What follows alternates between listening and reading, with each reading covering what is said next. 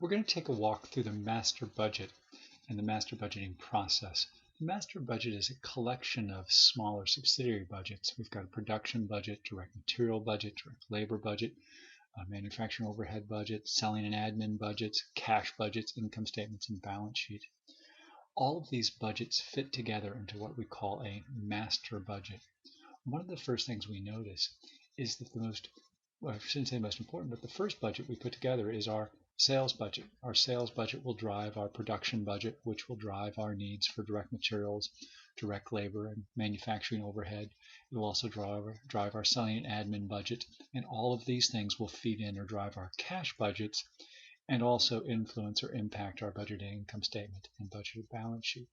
So our starting point in the budget process is with our sales budget.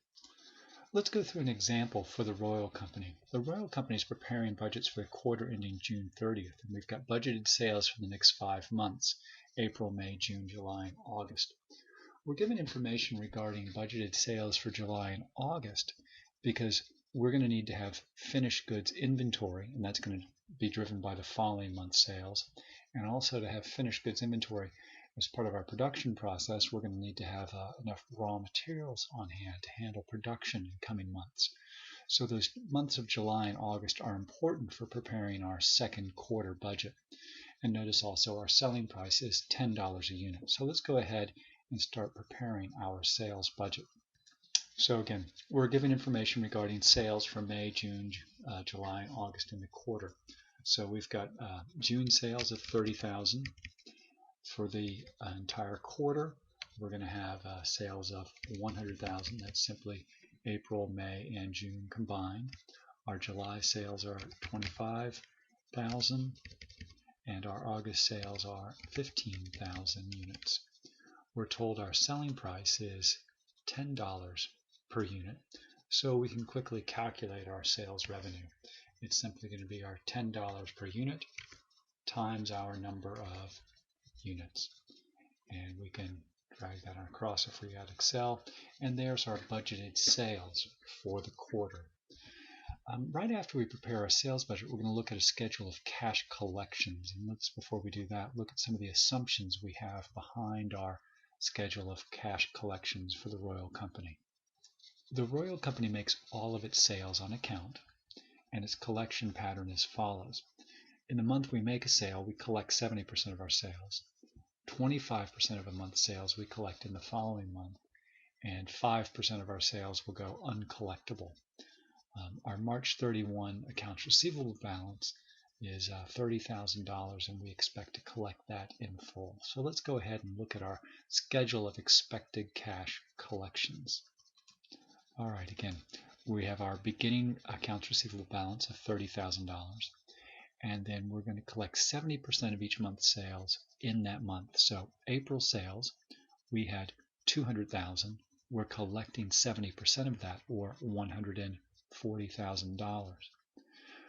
25% of April sales, or 25% of $200,000, $50,000, we will collect in the following month, which will be May. Let's go ahead and take a look at May sales. In May, we have sales of $500,000, and we expect to collect 70% of that. So we expect to collect $350,000. 25% of May sales we will collect in the month of June. So we'll collect $125,000 in June. Now June sales are $300,000. We'll collect 70% of that, or $210,000 in June. And before we total these up, let's go ahead and look at the remaining June receivable balance. We're going to collect 25% of that June receivable, or 25% of 300,000 is 75,000 that we will collect in July. That 75,000 is our accounts receivable balance on our balance sheet. So if you flip a few pages or scroll down, we can get to our balance sheet, and we can pick up our accounts receivable balance, which is 25% of that 300,000. So 0.25 times our 300,000, there is our 75,000 in accounts receivable. Let's go up and finish up our schedule of cash collections. We'll do that by totaling each one of these columns. So we can pick up our total cash collections in the month of April will be $170,000. In May, we'll collect $400,000. In June, we'll collect $335,000, and I'm going to copy that across for the quarter. And once I pick up my amounts for each one of these rows, we'll have cash collections for the quarter. And cash collections for the total quarter total $905,000.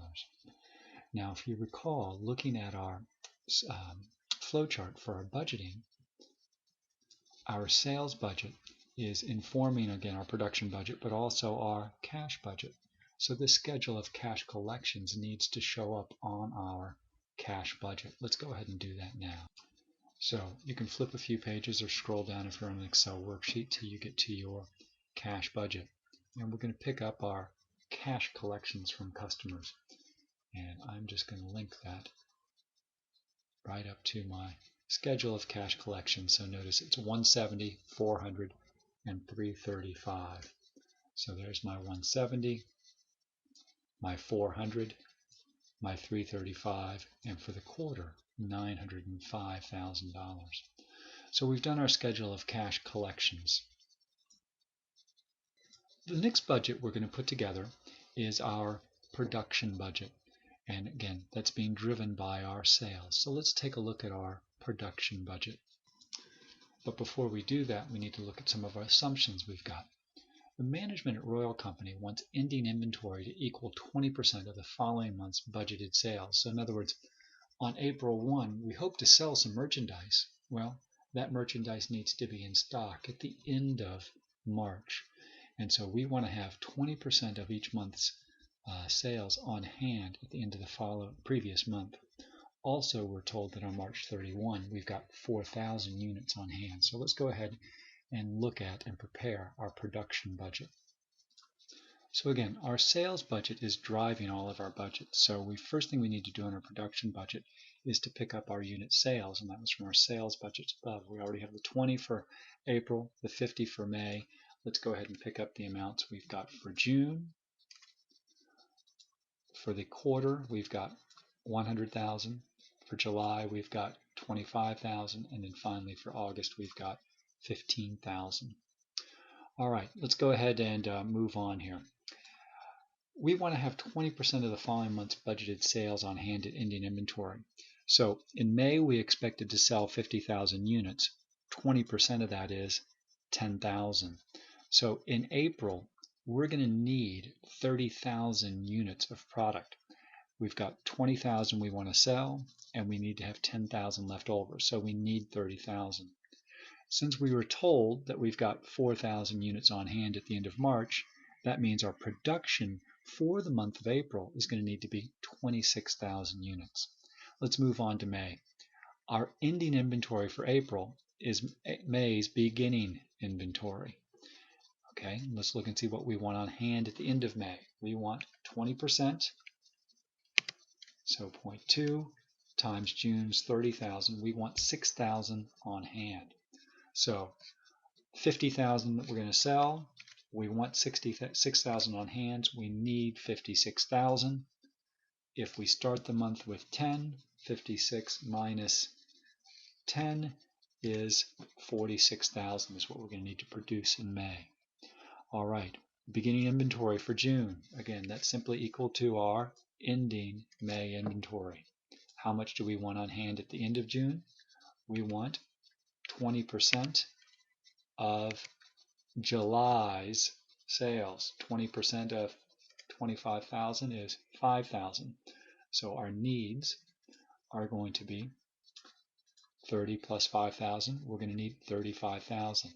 If we've got 6,000 on hand, 35 minus 6 means we're going to need to produce 29,000. Now let's go ahead and look at our numbers for the quarter. For the quarter, our ending inventory is simply the June 30th inventory of 5,000 units. So our production needs for the quarter 105,000 units. We began the quarter, and this is simply going to be our inventory from April. We began the quarter with 4,000. So we need 105. We began with 4. We're going to need to produce 101,000 units for the quarter. We're going to go ahead and finish off a production budget also for the month of July because it's going to drive our direct materials budget, which we're going to prepare next. We're going to want ending inventory in July. We want 20% of August sales. We want 20% of 15,000. We want 3,000 on hand. So our needs are going to be 3 plus 25. We're going to need 28. Our beginning inventory on July, again, that's simply what we ended up the quarter with or ended June with. It wouldn't matter which one we did. We had beginning inventory of 25, so 28 minus 5, we're going to need to produce 23,000 units in the month of July. So we've prepared a production budget. After we prepare a production budget, we can prepare our direct materials, direct labor, and overhead budgets. So we've prepared the production. Now we're going to move on to our direct materials. Then we'll look at direct labor and manufacturing overhead. Our assumptions or information regarding a direct material budget is as follows. At Royal Company, 5 pounds of material are required for each unit of product. We want material on hand at the end of each month equal to 10% of the following month's production. Again, as we start producing on April 1, we needed raw materials left over at the end of March. So we have got a requirement of 10% of the following month's production. And we've got 13,000 pounds of material on hand at the end of March. And our material cost is 40 cents per pound. So let's go ahead and prepare our direct materials budget. All right, the first thing we need to do for our direct materials budget is pick up our production numbers from our production budget that we just completed. There's the 26, the 46 is coming from our production budget. In June, we need to produce 29. And for the quarter, we're going to need to produce 101. In the month of July, we plan to produce 23,000. The next thing then is to calculate the pounds of material. Recall we were told at Royal, each unit requires 5 pounds of material. So we've got our 5 pounds of material. And if we do 130,000 pounds is what we need because we have 26,000 units times 5 pounds. 46,000 times 5 gives us 230. So let's simply continue on. 5 times 29,000. We will need 145 in June. For the quarter, 5 times 101, we'll need 505. And if we just copy that on over, all the way over to July, we can see in July we're going to need 115,000 pounds. Let's go ahead now and look at the pounds that we're going to need to purchase. So April, we need 130. We have a desired ending inventory of 23,000. Recall, we were told we want to have 10% of the following month's production. So 230 is what we're going to need for production in May. 10% of that is 23,000. So we need 130 plus 23 gives us 153. We had 13,000 pounds on hand. We're given that information. 153 minus 13 means we're going to need to purchase 140,000 pounds. For the month of May, again notice our ending inventory for April, that's our beginning inventory for May. Our ending inventory, that's 10% of June sales. So then we take 230 plus 14, we need 244,500. If we began the month at 23,000, that means we're going to need to purchase 244 minus 23, 221,000. So moving on to June. Again, our beginning inventory, that's simply May's ending inventory. How much do we want at the end of June? We want 10% of July's 115,000 units. or pounds. We want 11,500. So if we have production needs of 145 and we want to have 11,000 on hand, that means in total we'll need 156,000. Once we subtract our beginning inventory of 14,000, that means we're going to need to purchase 142,000. Now for the quarter, again, the quarter ends June 30th. There's our June 30th ending inventory. It was 11,500. Our needs for the quarter, we're going to need in total 516,500. How much did we begin the quarter with?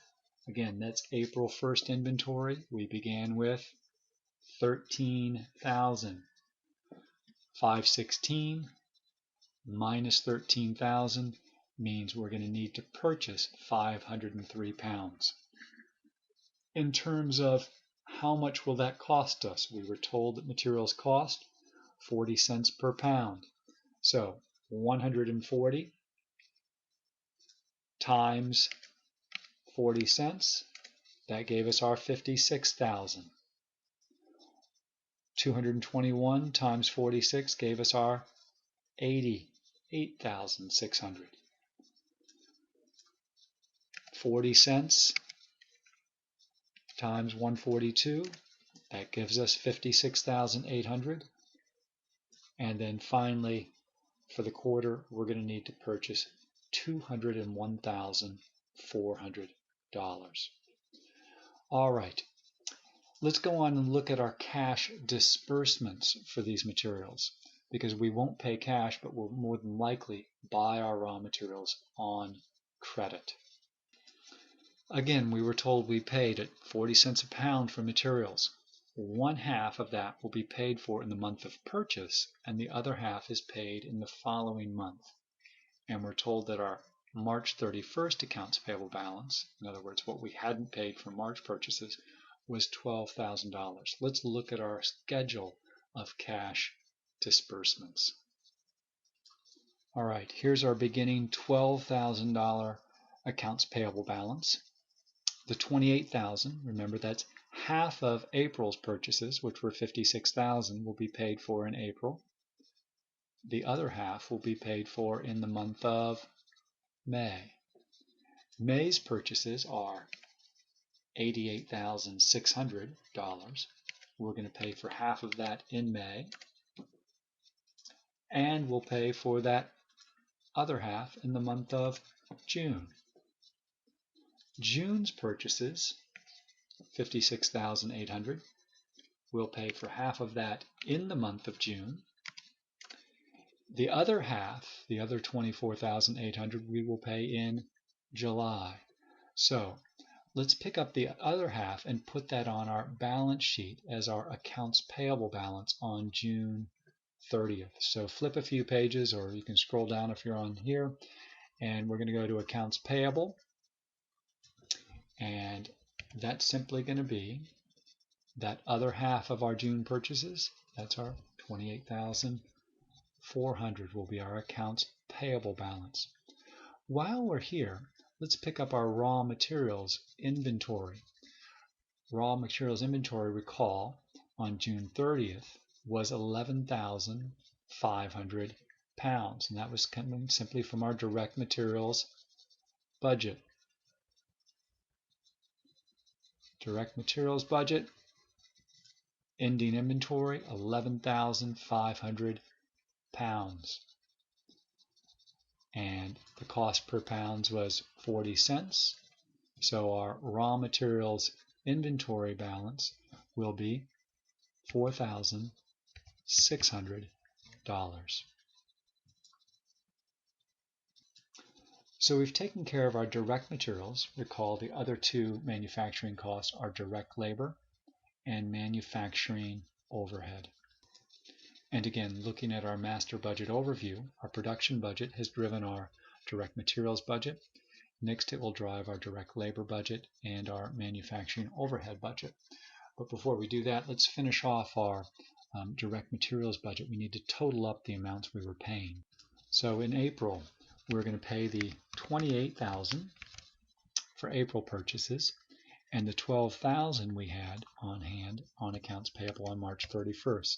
So our total disbursements in April will be $40,000. In May, they will be $72,300. In June, they'll be $72,700. And finally, we can pick up the quarter once we pick up the individual quarterly amounts here. 28, the other 28, 44, 44, and 28. So our cash disbursements are $40,000 in April, $72,000 in May, $72,000 in June, and $185,000 for the quarter. We need to pick these amounts up on our cash budget. So let's come down to our cash budget. We've got disbursements for purchases of merchandise or materials. So let's go up, equals.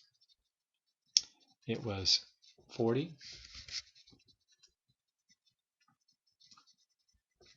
72, 72, and 185. So now we've taken care of our direct materials, and we can begin working on our direct labor budget.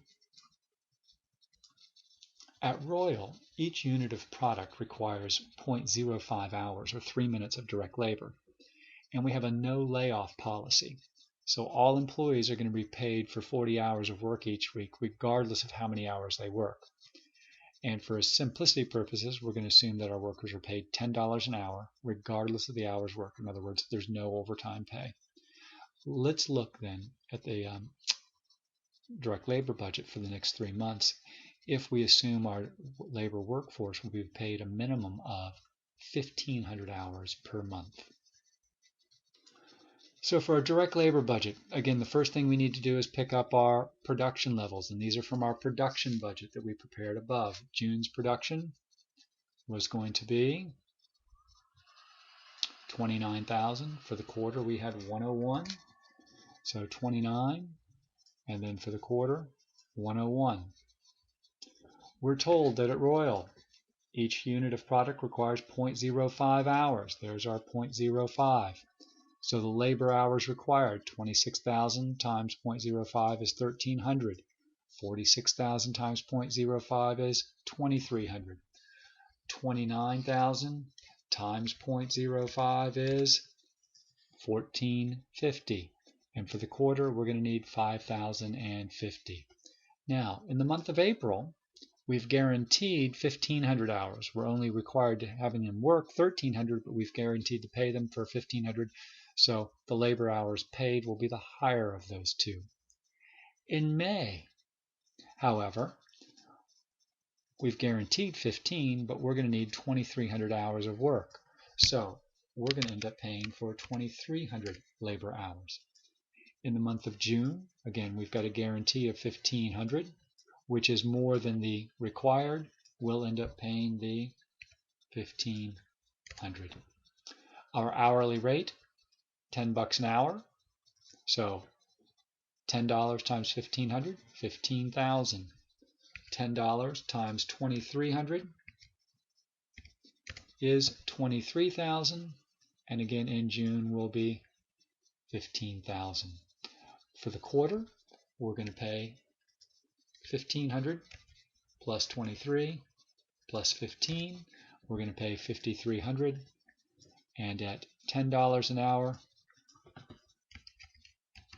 we're going to pay a total of $53,000. Our direct labor cost, this again, cash outflow, we need to pick up on our cash budget. So let's come down to our cash budget. Our direct labor cost equals, we're spending $15,000 in April, and it was $23,000 in May, $15,000 in June, and $53,000 for the quarter. So again, looking at our overview of our master budget, we did our sales budget, which drove our production budget. That informed our direct materials budget. We've just completed our direct labor budget. The next budget we're going to need to look at is our manufacturing overhead budget. We've got the following assumptions for manufacturing overhead. At Royal, manufacturing overhead is applied to units on the basis of direct labor hours. Okay, and our variable manufacturing overhead rate, our predetermined overhead rate, again, just for variable manufacturing overhead, is $20 per direct labor hour. And we're told that we've got $50,000 in fixed manufacturing overhead each month, and that includes $20,000 of non-cash costs, which are primarily depreciation on plant equipment. And that part's important because we're also going to need to prepare not just our production cost budget, but we're going to need to look at our cash budget. So let's go ahead and look at our manufacturing overhead budget. All right, recall our manufacturing overhead was applied on the basis of direct labor hours. So the first thing we need to do is pick up our direct labor hours from our direct labor budget, which was right up here. We had 1,300, 2,300. In June, we've got 1,450. And for the quarter, we've got 5,050.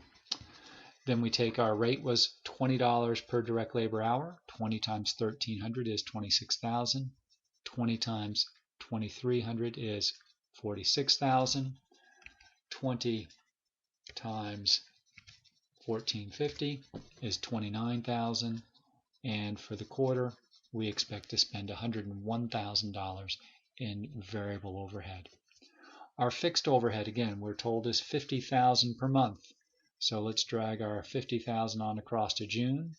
And notice for the quarter, though, it's 50 plus 50 plus 50, or 150,000.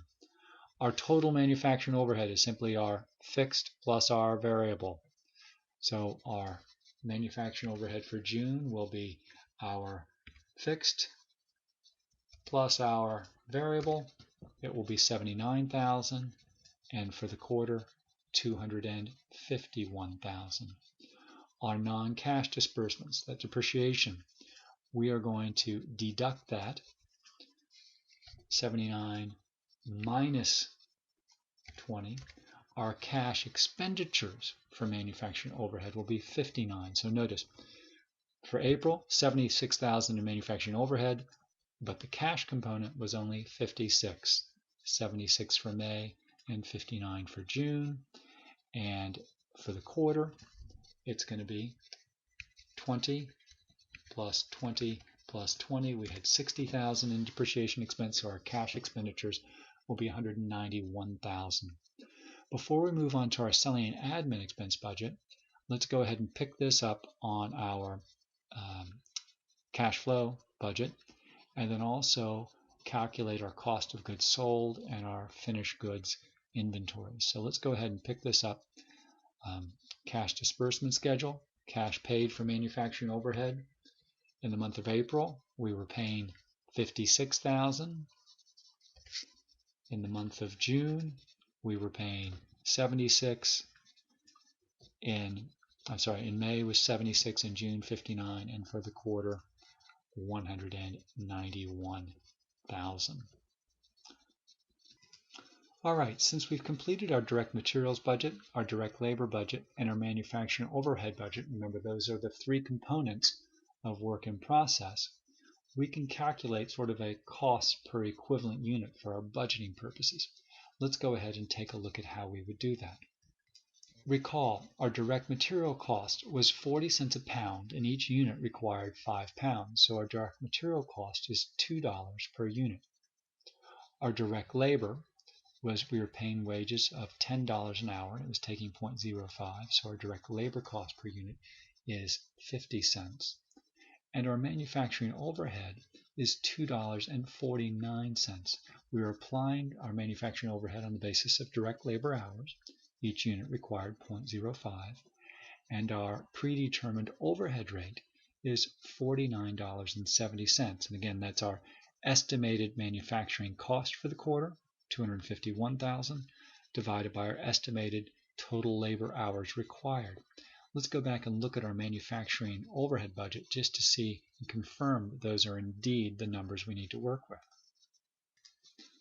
Here was our total manufacturing cost for the quarter, 251,000. And here was our estimated direct labor hours.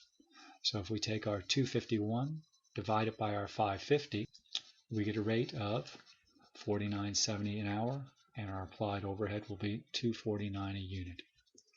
So we've got $499 a unit. In ending inventory, recall from our production budget, we were going to have 5,000 units. So that means our finished goods inventory will be $24,950. And again, let's go ahead and look at our production budget just to confirm that ending inventory was going to be 5,000 units. Here we go. Our ending inventory for the quarter, production budget, 5,000 units. Both June and the end of the quarter, because it was the same date, 5,000 units. So let's go ahead and look at our balance sheet and pick up our finished goods inventory. And again, that was $24,950. That's just 5,000 units times $499 a unit. Let's also pick up that $499 as a cost on our income statement.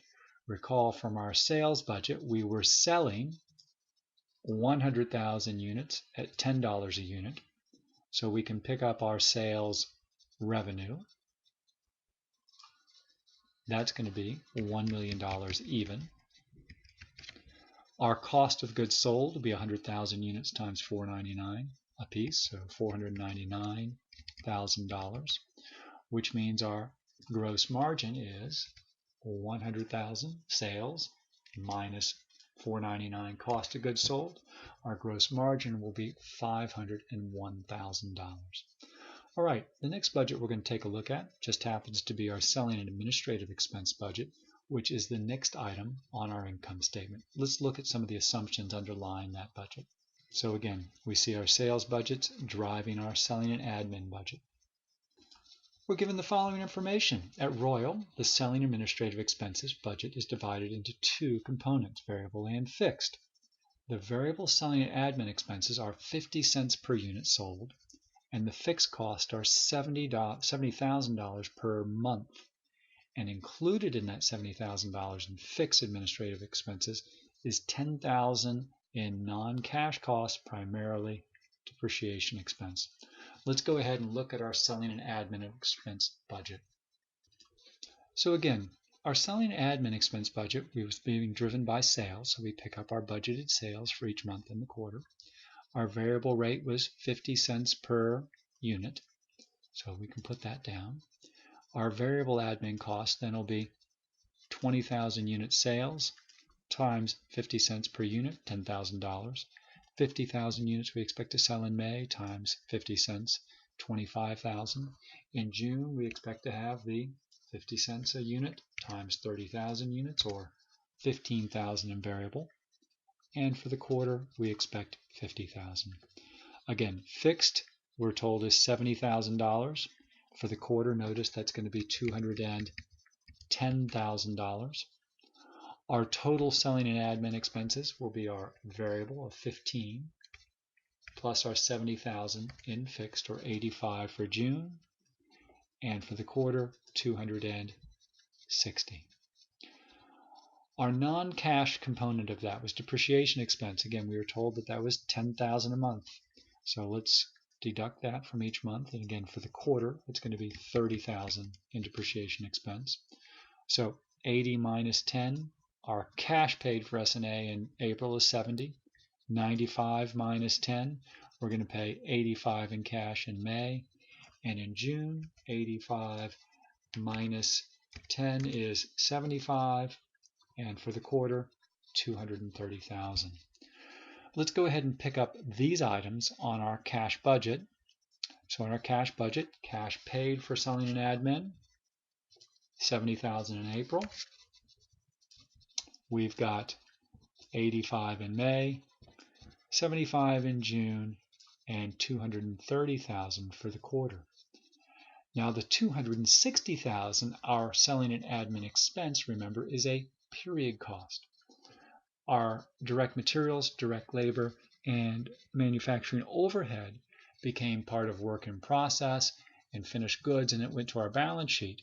And only when the units were sold did it get matched up with revenues through cost of goods sold. But our selling and admin goes straight to the income statement as a period expense. So let's pick up that 260,000 on our income statement. So equals Selling and admin, $260,000. So our net operating income then is our gross margin of 501 minus our selling and admin of 260. We've got net operating income of $241,000. The next budget we need to put together is our cash budget.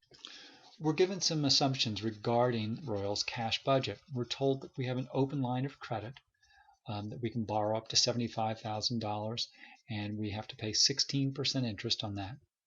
We want a minimum cash balance at the end of every month of $30,000, so we don't want to drop below that. If we borrow any money, the assumption is that money is borrowed on the first day of the month, and any repayments are assumed to happen at the end of or the last day of the month. We're given some additional information about a cash dividend of $49,000 we pay in April, and we make equipment purchases of $143,700 in May and $48,300 in June, and we're given information about our beginning cash balance. We're told that it is $40,000. So let's go ahead and take a look now at our cash budget. All right, let's go ahead and put down some of these items we have. We are told that we paid a cash dividend of $49,000 in April. We purchased equipment of $143,700 in the month of May and $48,300 in the month of June. So let's pick up our totals there. 49, 48, plus the 143, 192,000 for the year. And we're given information regarding our beginning cash balance for April. That is $40,000. So let's go ahead and look at the cash that we have available. We started with $40,000. We collected $170 for customers, so we've got $210,000 available to pay our bills. Let's see how much we dispersed. During the month of April, we spent or made disbursements of $230,000. So if we take our cash available minus our disbursements, you can see we're short $20,000. Also recall, we were told we want to maintain a minimum cash balance of $30,000. We want this ending balance to be $30,000 down here. So how do we get to $30,000? Well, if we're down 20 and we want to get up to 30, we're going to need to borrow $50,000, the difference. So our total financing needs for the month will be $50,000. All right, for the month of May, our ending balance in April of $30,000 is May's beginning balance. What do we have for cash available? 30 plus 400, we've got $430,000 in cash available. We make disbursements or payments of $400,000, which means we've got exactly $30,000 left, and that's how much we wanted to have at the end of the month. So we're not going to borrow any additional money. We won't repay anything. Our financing cash flows will be zeros throughout. Let's look at June. Our June beginning cash balance is our ending balance from May. We collected $335 from customers, so we've got $365,000 in cash available. If we have disbursements of $270, that means we're going to have extra cash left over. We've got $95,000 in cash, which means we've got enough to repay our loan. Recall we had borrowed $50,000 back in April. Let's repay that. So minus $50,000, that's our repayment. And we're going to need to pay interest on that. And the amount of interest is our loan times our rate times the amount of time we've had it. And again, the assumption was the borrowing took place on the first day of the month. So this happened on April 1st. It was outstanding all of April. It was outstanding all of May. And then any repayments are made on the last day of the month. So it was also outstanding during the month of June.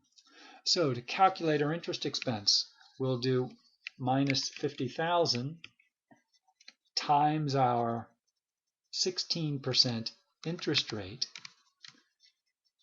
times 3 months divided by 12 because it was outstanding for 3 of 12 months or 25% or 1/4 of the year, we will pay $2,000 in interest.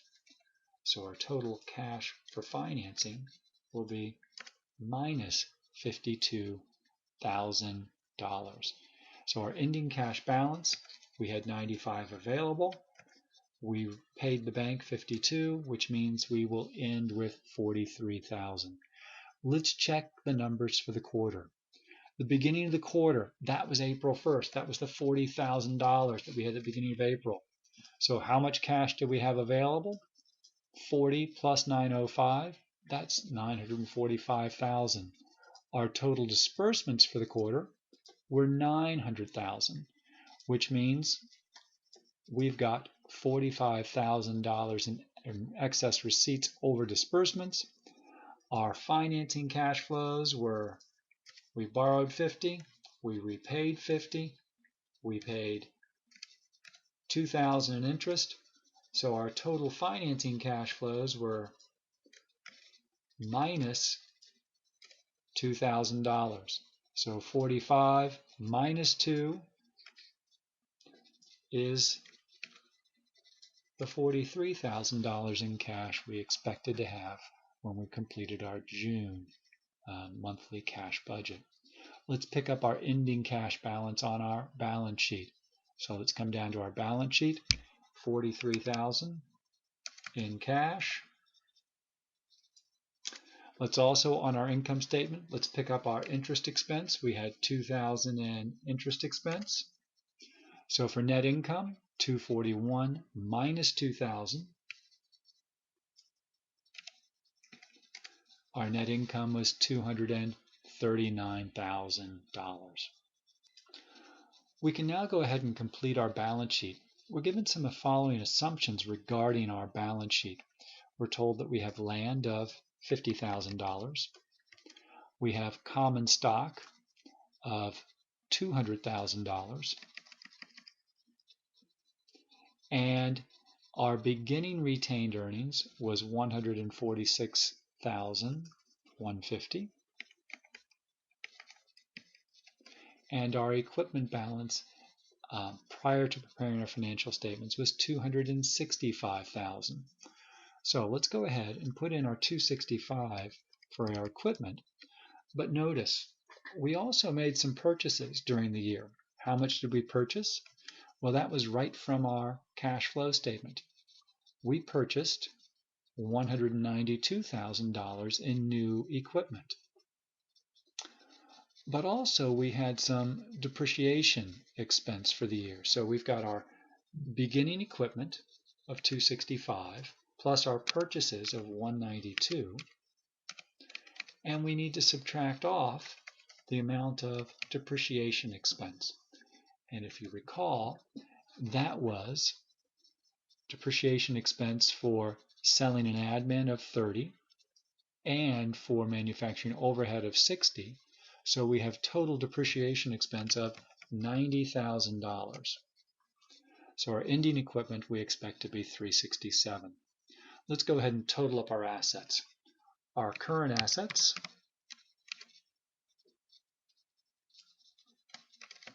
are $147,550. Our total assets then are current assets plus land plus our net equipment, $564,550. We need to calculate our retained earnings before we can put together the rest of our balance sheet. Again, prior to preparing our financial statements at the beginning of the quarter, we had $146,000 in retained earnings. We add to that our net income of $239,000. So 146 plus 239 would give us $385,000 in retained earnings, but we paid out some of it in the form of dividends. How much did we pay in dividends? We paid, from our cash flow statement, recall we paid $49,000. So our ending retained earnings is the $385,000 minus the $49,000. We've got $336,150 in ending retained earnings. Let's pick that up. So our total shareholders' equity then is $336,150 plus $200,000 in common stock. We've got $536,150 for shareholders' equity. Total liabilities and equity then are the $28,400 in accounts payable, plus our shareholders' equity of $536,000.